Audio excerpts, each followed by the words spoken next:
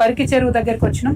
మరి యాక్చువల్గా అయితే ఇది మొత్తం టోటల్ జిహెచ్ఎంసీ ఏరియాలో అట్లీస్ట్ మేడ్చల్ మల్కాజ్గిరి జిల్లాలో రెండవ అతిపెద్ద చెరువు అని చెప్తా ఉన్నారు.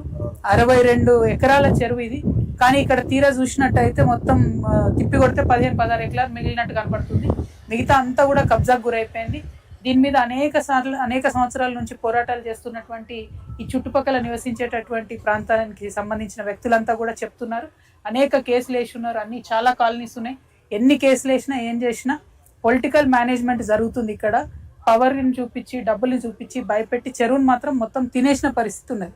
నేను ఇప్పుడు హైడ్రా కమిషనర్ రంగనాథ్ గారిని డైరెక్ట్గా డిమాండ్ చేస్తూ ఉన్నాను.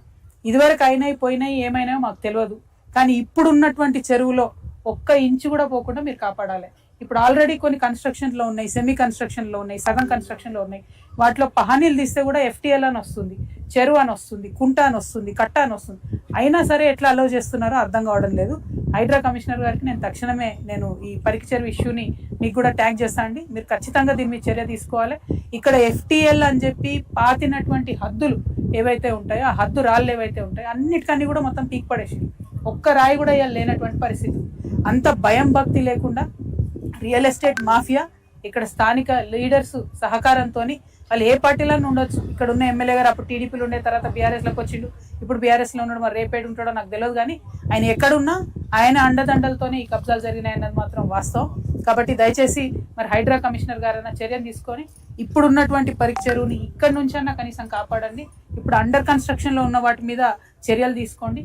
మీరు పేదవాళ్ళ ఇండ్లు కూలగొట్టడం కాదు, పెద్దవాళ్ళ ఇండ్లు కూడా కూలగొడతాం, పెద్దవాళ్ళని కూడా ఎదుర్కొంటాం అనే మెసేజ్ ప్రజలకు ఇవ్వాల్సినటువంటి అవసరం అయితే ఉన్నది. అదేవిధంగా మరి ఏదైతే పార్క్ అంటే ఇక్కడ ఉండేటటువంటి కన్స్ట్రక్షన్స్, అపార్ట్మెంట్ కన్స్ట్రక్షన్ చేసిన వాళ్ళు మున్సిపాలిటీకి ఇవ్వాల్సి ఉంటుంది. ఇవి మేము ఇంత ల్యాండ్ పార్క్ చేస్తామని గిఫ్ట్ డీడ్ ఆల్రెడీ ఇచ్చిరు.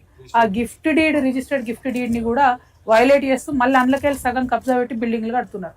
మరి మున్సిపాలిటీ వాళ్ళు కూడా ఏమంటలేరు. అంత అండర్స్టాండింగ్ ఏముంది మీకు? అంత రియల్ ఎస్టేట్ అవుతున్న అండర్స్టాండింగ్ ఏముంది?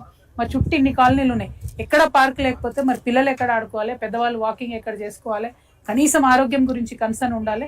ఈ చెరువును కాపాడడం అనేది మనందరి బాధ్యత. నేను ముందుంటాను దీన్ని కాపాడే విషయంలో.